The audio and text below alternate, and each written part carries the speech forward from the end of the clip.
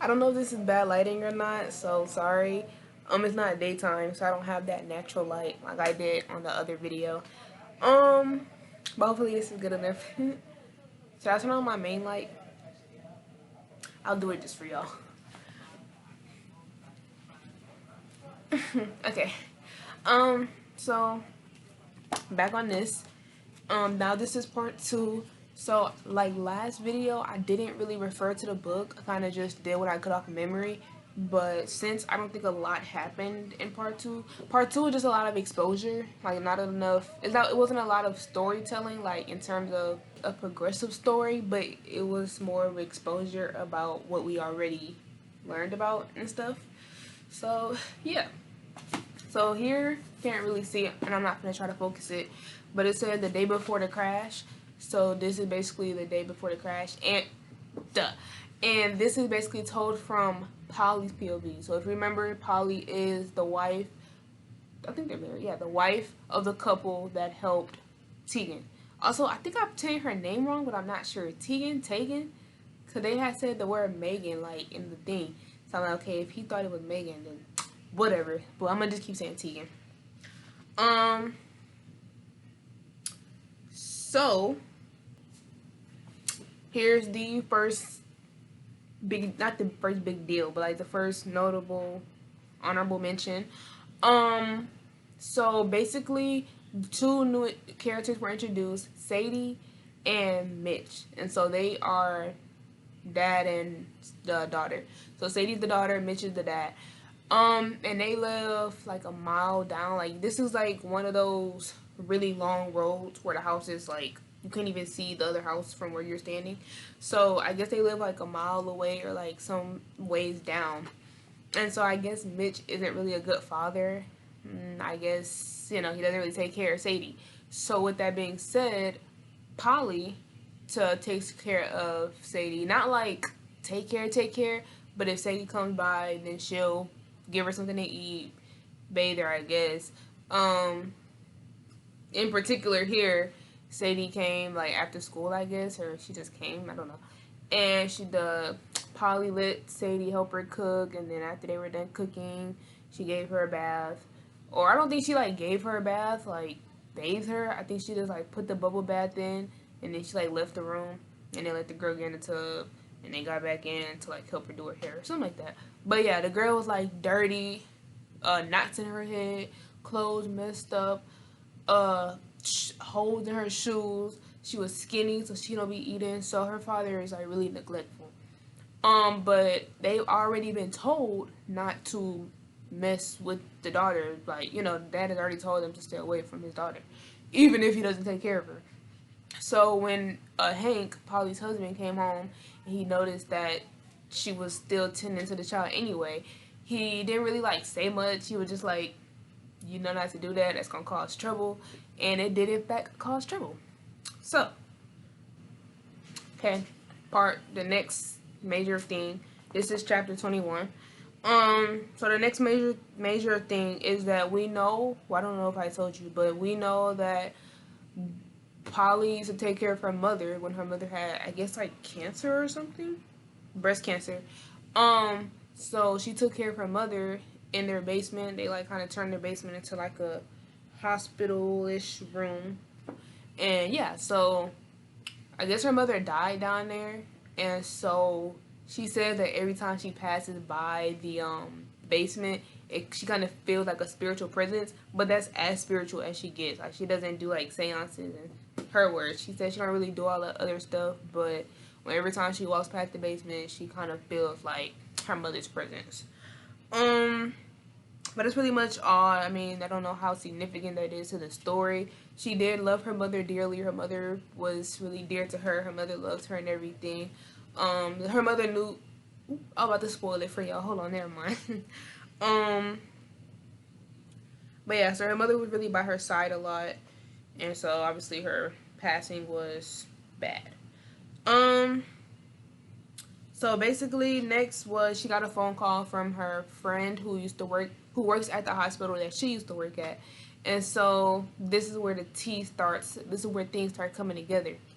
So the friend they talking whatever, and then the friend drops the bomb. I'm having a baby, or I'm pregnant, or something. And so Polly's like demeanor is kind of like, you know, when you're trying to be happy for someone, but you're really not happy about it. So that's kind of what Polly was doing right there. So she was like, "Oh, you're having a baby." Okay. Period. Congratulations. And then she was like, "I gotta go." She only said she had to go because she heard somebody knock on the door. So that's why that was her excuse to get off the phone. So the second they got off the phone, oh, she was like, "Yeah, call me whenever you want to hang out." Da, da, da, da, and then they hung up. Guess what she did right after that? She blocked her only friend. Angela is her only friend. Like, they live in this really rural area. Angela is literally her only friend. She didn't have that many friends at the hospital, if any. So Angela was her only friend. And you just blocked her because she had a baby, you know? Like, okay, or she was, you know, pregnant. Sounds really crazy. So, boom. She goes to the door, the front door, opens it, and there's Mitch, the dad of Sadie, the daughter. So he's all drunk, and he's basically telling her, "You still taking care of my daughter, you still, you know, interacting with my daughter after I told you not to, and you bathed her and stuff like that. You trying to say I'm not a good father because you felt the need to bathe her, you calling her dirty and stuff." So he basically mad at her. So he kind of forced himself in the house, and then he like grabbed her like by her wrist. And so I don't know what he was gonna do to her, but obviously he was gonna harm her. Hank came in and saved the day, and he's like, obviously we got this image of Hank being an intimidated man at this point, so even Mitch is scared of him, a whole nother man. So Hank, you know, tells him to get out, don't come back around, da da da da da da da. So make note of that. That's where she got her bruise from. Remember in part 1, Tegan thought that Polly got her bruise from Hank. She thought Hank was abusing Hank was abusing Polly, and that's not the case. Polly got that bruise from Mitch, a whole other person. Tegan don't even know about him, so you know, she just kind of in the what you call it, not in the shadows, like when you don't know about something. So yeah. This is chapter 23, where she basically talks about, where she starts off, I'm babysitting, where she talks about basically what we knew when Tegan crashed. So the power's out, it's snow everywhere, no cell phone service, no nothing. So she's sitting here wondering, oh, where's Hank, where's my husband, da da da da. And then he comes, I guess a few hours or so later, and he tells her there's a woman in the car, she's injured, da da da. So we already know about all this. This is just from Polly's point of view, but we already know about all of this.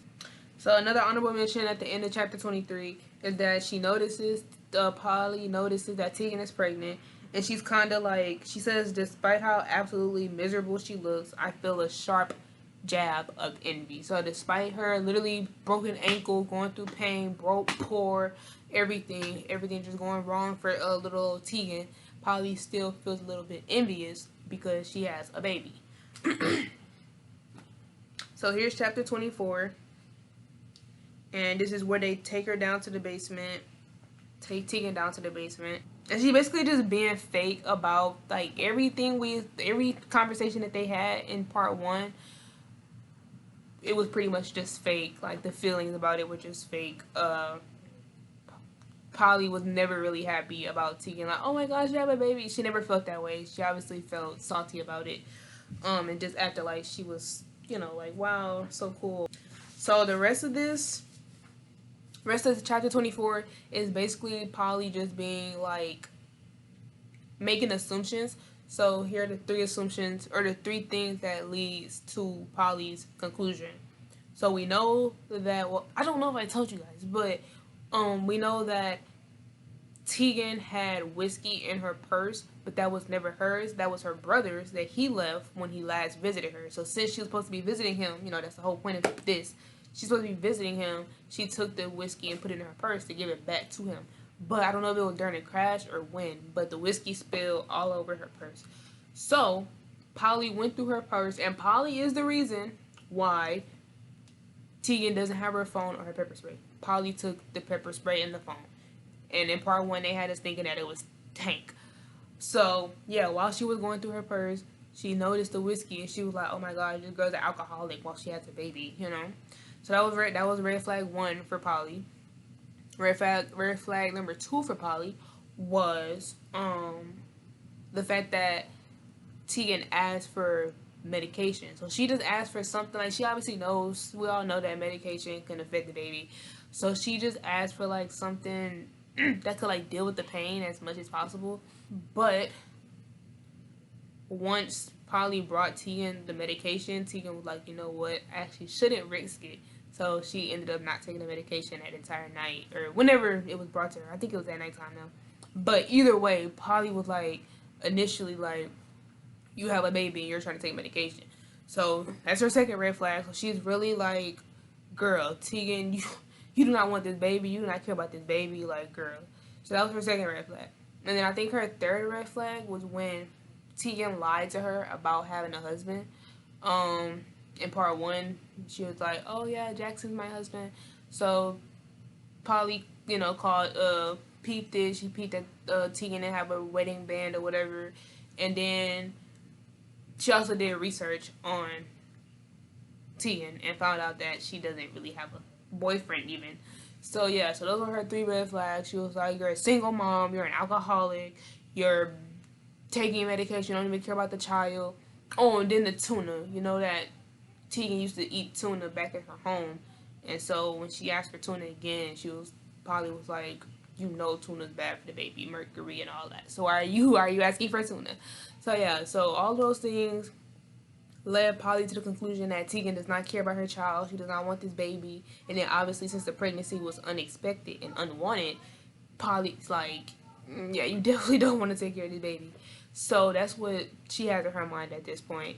And even though it's all untrue, we know that Tegan actually does love her baby. What she calls it?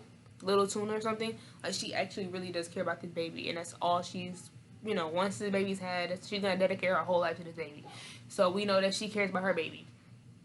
So yeah, chapter 25 is literally just her talking about, big surprise, Polly is infertile, or whatever it's called. So she can't have a baby. So chapter 25 is really just her moaning about, oh, I can't have a baby and whatever. I mean, I'm not being insensitive. If you can't have a baby, I'm sorry. But that's what she was basically just moaning about the whole time. And I guess she spent a lot of money trying to have a baby and, all that stuff. And then every once in a while, it's bits and pieces about Hank and, like, when she first met him and stuff like that. It's just, like, bits and pieces. I don't know if it's, like, a major part of the story, but every once in a while, she'd be like, oh, he was so nice, and oh, this, that, and the third when they first met. So, I don't know. But, so, this is chapter 26. I don't know. So, it's just a little, like, little stuff. But one honorable mention is that she has a teddy bear. Hank gifted her a teddy bear when they thought that she was pregnant, but she obviously didn't turn out to be pregnant. So she just has a teddy bear sitting around. Well, she put it in like a cabinet or something in the kitchen. And so she plans on being able to use it soon. And then chapter 26 also kind of gives insight on what Polly went through. So it mentions the psychiatric ward. So she's been to the psychiatric ward before, inpatient psychiatric ward. And so I don't know if she mentions it at this point, but basically I think at this point, this is what you can conclude about Polly's past. So she was a nurse, and she used to work at a hospital. And I guess one day they put her for like the night shift or something at the nursery. And so they haven't said what she did, but whatever she did at the nursery that night got her fired, and it got her sent to the inpatient psychiatric ward. So that's why she's here where she is now. So obviously we know that she's infertile, so she probably did something to either someone's baby, or we don't know what she did, but hopefully they tell us in the future. But obviously she attempted something with somebody's baby, and she didn't get sent to jail. She was like, luckily I didn't get sent to jail. Luckily they didn't lock me up, but they should have, because she's still crazy. So, yeah. Also, this is where they reveal more stuff. They have a plow. So, if you remember in part 1, Polly was telling Tegan, like, oh, we have to wait for the plows to plow all the snow before anybody can take you to the hospital. They literally have a plow that you could attach to the truck. And Hank has used it in this time. So, there is no snow in the pathway. Hank can totally take Tegan to the hospital. But here's the thing. Hank knows, like I said, he's kind of innocent. He's a decent guy. So he he knows that Tegan doesn't trust him and he's respecting her boundaries. So everything that's being communicated is literally through Polly, and Polly is an op. So she's telling Hank, oh, Tegan's not ready to go yet. She wants to stay here. She's tired, whatever, whatever, whatever. And Hank's like, doesn't she need help? Isn't she injured? Isn't she pregnant? But he's trusting Polly to deliver the correct message. So he's trusting her for now. So this is the last part of chapter 28. I don't know if it's really important, but she took the time to go to the neighbor's house and try to talk to the daughter. And the daughter was like, my dad said I'm not supposed to talk to anybody. And then she was like, oh, it's me. And then she was like, yeah, he said to talk to you specifically. So yeah, the dad doesn't want Sadie to talk to Polly anymore. But Polly made like a little sandwich with some Oreos or something. So she like left it on the porch or whatever and left. And then Sadie came out to went back in the house. So I guess like I skipped over it, but Polly told Hank that she called the paramedics or whoever for Tegan and that Tegan was gone. So Hank believed her. He was like, okay, cool, she's gone, woo woo woo. So the next day she confessed that Tegan was not gone and she's still here. But she still hasn't told him her plan, right? I don't know, I haven't told y'all her plan either, but she has a plan up her sleeve if you haven't figured it out by now. So this is where he kind of starts like, this is where he kind of,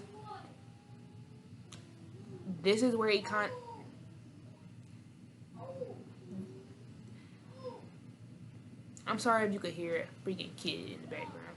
But this is where he basically like kind of getting suspicious and he's like, okay, so why are you lying to me? What's going on? Don't she need the hospital? Don't she need to go? And so he basically tries to call 911 himself. But Polly's like, no, let's not do that.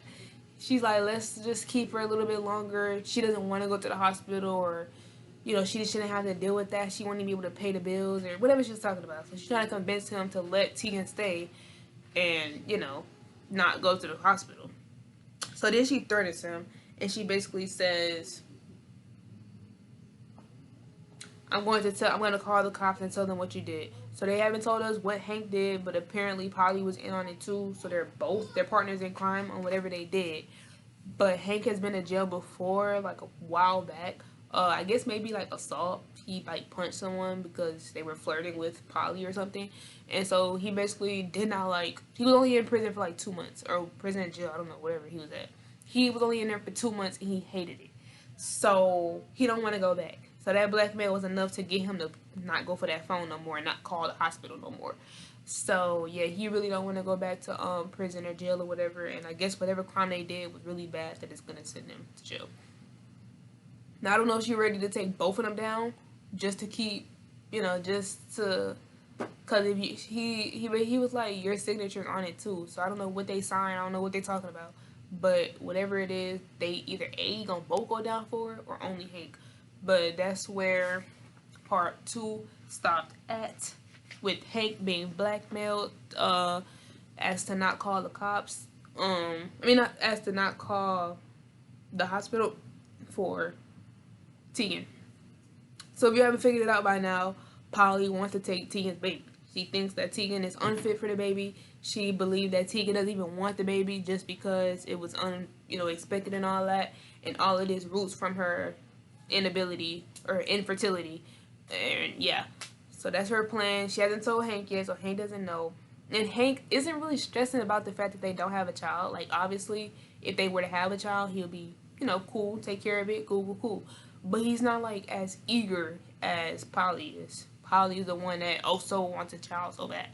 But yeah, so I don't know how Hank will react if Polly, obviously he probably won't react well if she's hiding this from him. But she's obviously still crazy and she obviously needs to go back to that psychiatric ward.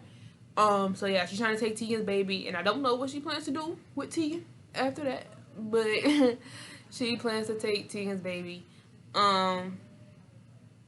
And yeah, so hopefully I explained part 2 pretty well. I'll see y'all. So thanks for listening to my TED Talk. Thanks for being here with me.